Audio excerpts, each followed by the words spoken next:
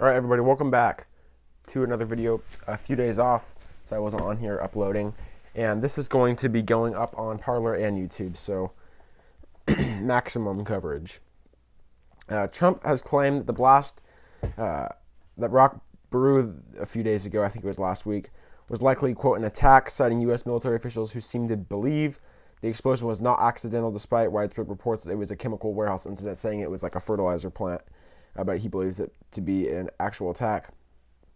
It would seem like it based on the explosion, Trump said when asked whether the blast was a result of an attack. Quote, I met with some of our great generals. They seemed to feel this was not some kind of manufacturing explosion type of event. They seemed to think it was an attack. It was a bomb of some kind.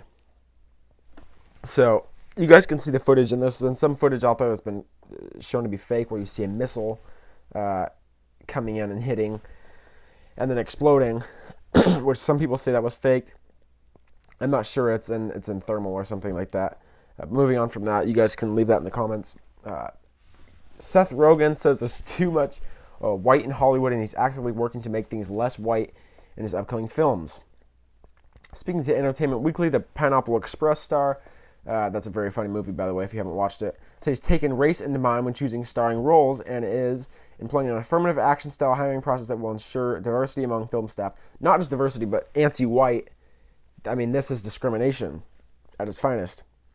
Quote, I mean, personally, I think I'm just actively trying to make less things starring white people. And if I succeed or I'm not, I'm very much looking to have far more diverse groups of writers and directors and actors that we generally work with, because the group is not incredibly diverse, you know, he told Entertainment Weekly.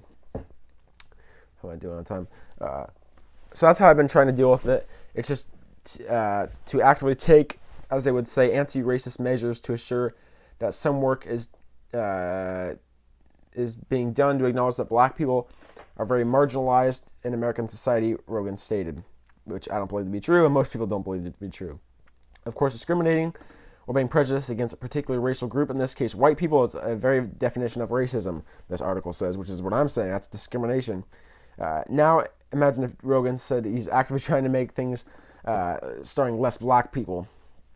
Very good connection there, and yes, you can see how that would end. All right, that is all for today. See you guys tomorrow.